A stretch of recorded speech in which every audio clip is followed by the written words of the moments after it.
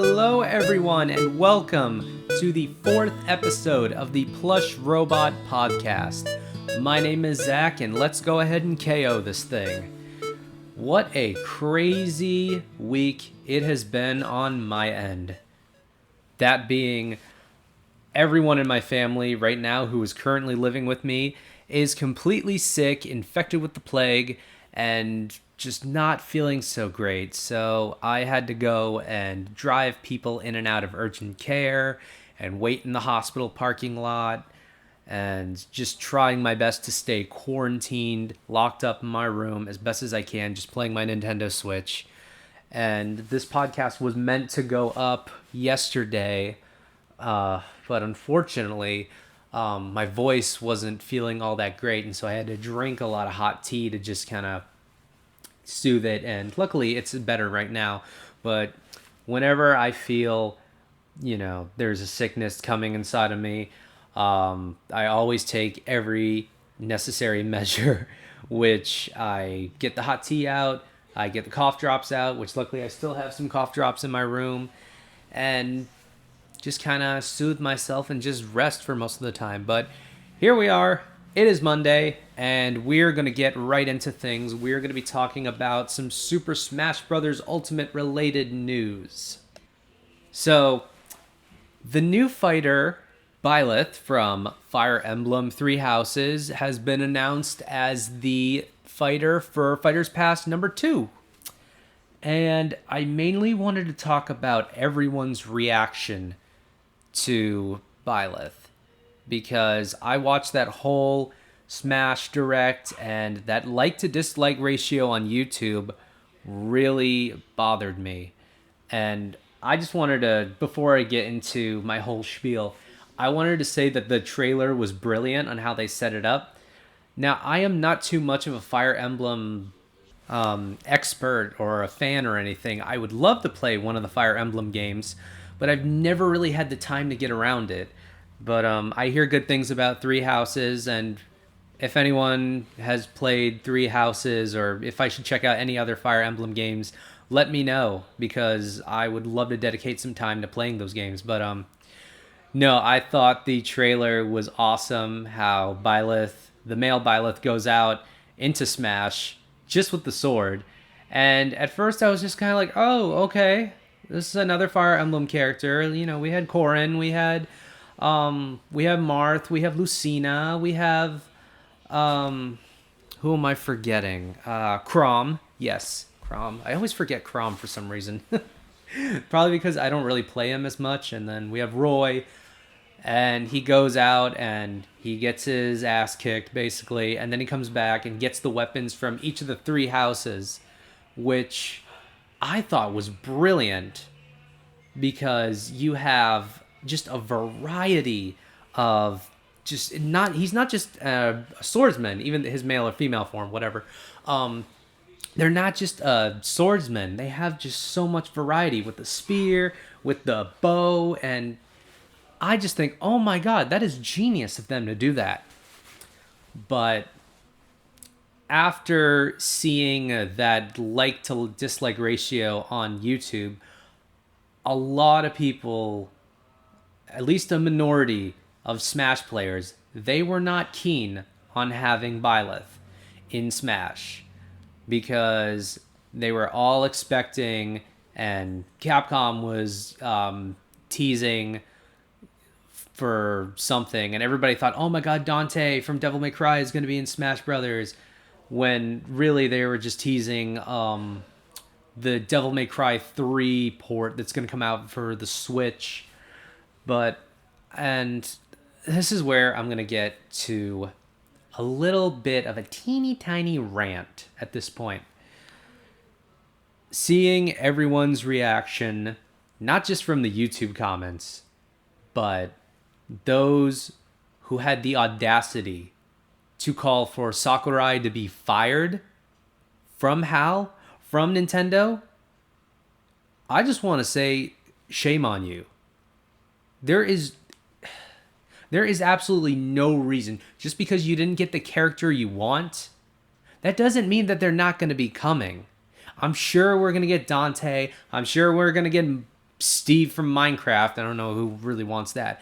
I'm sure we're going to get Doomslayer. I'm sure we'll get Crash Bandicoot or Geno or whoever Sakurai has in mind.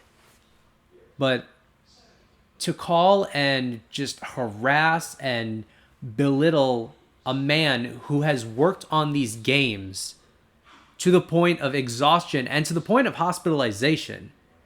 Like, there's a story of Sakurai had to go to the hospital after working on Melee because he put so much time and effort. He puts a lot of thought and effort and just man hours into these games. It really is disappointing to see that kind of reaction from some people. Can I understand why they're upset? Of course.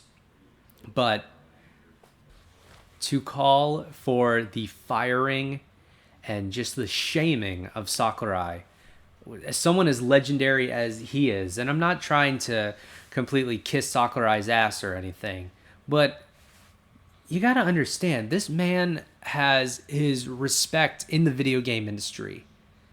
He has physically taken a toll on himself just to make these games as top quality as possible. There's a reason why almost every single Smash game is, almost flawless. Because some people have their ways. I mean, some people like the original N64, myself included, Melee, Brawl, Smash 4 for 3DS and Wii U, and even Ultimate. But no, it just really, I am just so sick of those individuals who just want to go out and just cause a ruckus when, I don't know, they're just little children to me. That little minority of people. That's all they really are. But anyway, I am excited. I cannot wait to get Byleth. I am going to download him. I'm probably going to buy the whole Fighter's Pass too, because that's how I got, I was convinced to get Joker and everything, because when I bought my copy of Smash at GameStop, like, I was a little hesitant because I was already paying $60 for, Smash Ultimate. But then the guy was just like, hey, for extra 25. And then I really thought about it and just like, you know what? Piranha Plant, Joker right away. And everyone else, I'm game. It cost me at least like an extra $80, $90. But you know what? It's all worth it. But anyway, as I've been saying on Twitter a couple of times, I would love if you were to include one Capcom game. Like, I know people want Dante, but I would vouch for Jin from a little game called Cyberbots, but people mostly know him from Marvel vs. Capcom 1 and 2. Yes, and his game was a mech fighting game called Cyberbots, which is actually on my PlayStation TV, and I absolutely love playing that game. That was back during, when that game came out, like 93? Hold on one second. Cyberbots. 94. That's when it came out. But that game is a Capcom fighting game, 2D style. You pilot mechs, and that's where Jin came from. And him in Marvel vs. Capcom 1 and 2, he doesn't have his mech, his the Blodia, but that is part of his super. You get a giant robot fist that just comes down and punches while he's screaming, Blodia! And I'd say, if Sakurai wanted to be brave, I would put Jin in there. I know it seems like a very oddball, obscure character, but really check that game out, Cyberbots. It blew my mind, especially me being the big Gundam fan. It felt like I was playing like a Gundam game made by Capcom, excuse me. And there's actually one secret character that takes a while to unlock, but once you get him, he is so worth it. There is a mech in there that is basically Mecha Cyber Akuma. You get a mech Akuma called Zigoki, because the game only came out in Japan. for the PlayStation and Sega Saturn, and then it was released, before that, it was released in arcades. And the arcade version was in English, but the version I have is in all Japanese. And so you have like all Japanese like voice acting and dialogue. So I have no idea, what's going on when I play that. But when I watch, a playthrough on the arcade version on YouTube, it's like, oh, okay, this makes a little bit more sense. But when I first played it, I was just like, I don't know what they're saying, but this is cool.